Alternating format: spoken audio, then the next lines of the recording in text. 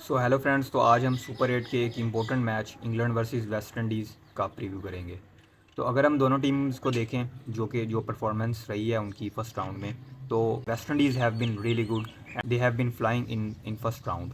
Then अगर वहीं पर हम बात करें इंग्लैंड की, तो वो बहुत ज़्यादा स्ट्रगल करके आए हैं और अब अगर उन्होंने क्वालिफाई किया है तो I think they have become a bit more dangerous team comparatively.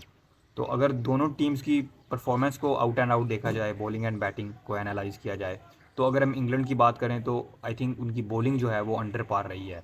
इस बार अंडर परफॉर्म बहुत ज़्यादा उन्होंने किया है, क्योंकि फर्स्ट मैच में जो स्कॉटलैंड के अगेंस्ट था, नो डाउट वो वॉश आउट हुआ मैच, बट 10 ओवर्स में दे वर एट 90 स्कॉटलैंड। और I think this was a disappointment effort from team England. Then against Australia उन्होंने एक बड़ा टोटल कंसीड किया और उसी वजह से वो मैच भी हारे, क्योंकि बैटिंग उनकी इतनी बुरी नहीं रही थी। दैन अगर हम उनके बाद बात करें तो कमबैक ज़रूर अच्छा किया है और आई थिंक एक्सक्विसिट कमबैक किया है। और जो वो ओमान के अगेंस्ट का मैच था बॉलिंग में, उसकी वजह से ही वो यहाँ तक सुपर 8 तक आए हैं, क्योंकि अगर वहाँ पर 50 के अराउंड उनको ना वहाँ पर बुक करते तो उनका उनका रन रेट कभी भी वहाँ पर सुधर नहीं सकता था। तो बॉलिंग के 2 पैचेस रहे हैं एक्चुअली इंग्लैंड के। एक पैच जो फर्स्ट पैच था वो ठीक नहीं था, लेकिन उसके बाद इम्प्रूवमेंट आई है। दैन बैटिंग की बात करें तो बैटिंग उनकी बहुत बहुत आउट क्लास है आई थिंक। और अगर वो अपने पोटेंशियल पर खेलते हैं तो आई थिंक कि वो सेमीफाइनल्स तक भी उनका रास्ता रोकना बहुत मुश्किल रहेगा। देन अगर हम वेस्ट इंडीज़ की बात करें तो West Indies have ticked I think almost all the boxes. जो उनका मेन कंसर्न था उनकी टीम में वो था उनकी बॉलिंग, लेकिन सरप्राइजिंगली उनकी बॉलिंग अच्छी रही है कंपैरेटिवली। बैटिंग में पहले मैच में फंसे थे वो पीएनजी के अगेंस्ट, लेकिन बॉलिंग उनकी बहुत आउट क्लास रही है। चाहे वो हम स्पिनर्स की बात करें या फिर सीमर्स की बात करें, स्पेशली स्पिनर्स की बात करें तो अकील हुसैन एंड गुदाकेश मोती, उन्होंने बहुत आउटस्टैंडिंग परफॉर्मेंस दी है। दैन हम सीमर्स की बात करें तो सीमर्स में भी डिसेंट डिसेंट बॉलिंग रही है, क्योंकि अल्जारी जोसेफ की बॉलिंग बहुत अच्छी रही है। दैन शेफर्ड का फॉर्म 50-50 था और उनको रिप्लेस भी किया लास्ट मैच में ओबेड मकोए ने। एंड आई थिंक कि उनकी जगह एक प्रॉपर बॉलर का खेलना ज़रूरी भी था, क्योंकि अगर हम बॉलर्स की बात करें सीमर्स की, तो 3 सीमर्स के साथ वेस्ट इंडीज़ जा रहा है: Alzarri Joseph, Andre Russell and third was shepherd.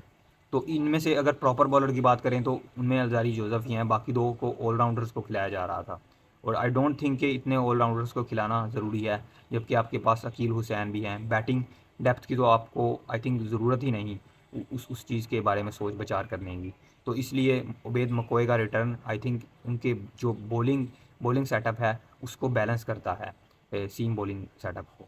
Then अगर हम इस मैच की बात करें तो जो कंडीशंस क्या रह सकती हैं, तो सेंट लूशिया में मैच है और कंपैरेटिवली अगर हम करेबियन के वेन्यूज़ की बात करें तो यहाँ पर जो टोटल्स हैं वो हाई स्कोरिंग टोटल्स होते हैं। और and we saw that in the match between Afghanistan and West Indies, उसमें एक बड़ा टोटल जो है वो सेट किया वेस्ट इंडीज़ ने। तो इस बार भी चूँकि दो बड़ी पावर्स हैं, बैटिंग पावर्स, चाहे वेस्ट इंडीज़ हो या फिर इंग्लैंड हो, तो इस तरह से यहाँ पर वो एक क्लैश होगा बिटवीन टू बैटिंग पावर्स। तो अब देखना ये होगा आई थिंक कि कौन सी टीम यहाँ पर बेटर बॉलिंग करती है, और आई थिंक कि जो टीम बेटर बॉलिंग करेगी यहाँ पर जीत उसी की होगी। और अगर हम कॉम्बिनेशंस की बात करें, सबसे पहले वेस्ट इंडीज़ के कॉम्बिनेशंस की बात कर लें, तो बैटिंग में उन्होंने शे होप ने रिप्लेस किया था रोस्टन चेज़ को।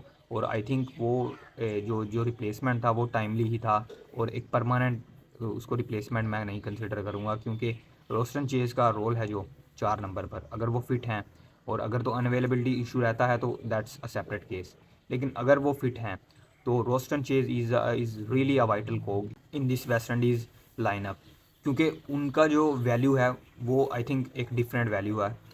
क्योंकि अगर टॉप 6 की बात करें हम वेस्ट इंडीज़ के, तो रोस्टन चेज़ के अलावा कोई भी सेटिस्फैक्ट्री आपको बॉलिंग नहीं दे सकता। और Roston Chase more over is an off spinner, और वो स्पिन में भी आपके पास जो जो वैरायटी है और डाइवर्सिटी है आपके पास, उसको भी एक्सपैंड करते हैं। तो इसलिए उनका एज ए बॉलर आना भी बहुत ज़रूरी है टीम में, और एज ए बैटर जिस तरह से वो एक एंकोर के तौर पर स्टिक करके रखते हैं और बाकी जो बैटर्स हैं उनके अराउंड भी खेल सकते हैं, तो इस तरह से आई थिंक उनको कम बैक करना चाहिए इस मैच में। दैन अगर हम बॉलिंग में मैंने बात की कि उबैद मकोए को ने रिप्लेस किया था शेफर्ड को, तो उनको बने रहना चाहिए, परसिस्ट करना चाहिए with Obed McCoy in in this match as well. और अगर हम बैटिंग की परफॉर्मेंस की बात कर लें, तो आई थिंक बैटर्स में तकरीबन फॉर्म आ चुकी है मोस्ट ऑफ द बैटर्स के पास। पूरन भी एक अच्छी इनिंग खेल चुके हैं, चेज़ ने एक मैच विनिंग इनिंग्स खेली है, दैन पॉवेल थोड़ी थोड़ी नॉक्स एक कैम्यूज़ दे रहे हैं, उनके अलावा रदरफोर्ड ने एक मैच विनिंग परफॉर्मेंस दी। और टॉप ऑर्डर से शायद हम एक्सपेक्ट करेंगे कि थोड़ा ज़्यादा, और स्पेशली ओपनर से चार्ल्स और ब्रेंडन किंग से, स्पेशली ब्रेंडन किंग से, क्योंकि उनसे ज़्यादा एक्सपेक्टेशंस थी और वो एक क्लासिकल प्लेयर जिस तरह के हैं, तो उनसे एक्सपेक्टेशंस वेस्ट इंडीज़ की बनी रहेंगी। दैन इंग्लैंड की तरफ अगर हम आएँ तो इंग्लैंड में भी बैटिंग में है आई थिंक बहुत से बैटर्स को इम्प्रूवमेंट की ज़रूरत है, स्पेशली जो मिडिल में विल जैक्स हैं एंड देन उनके अलावा जॉनी बेयरस्टो हैं।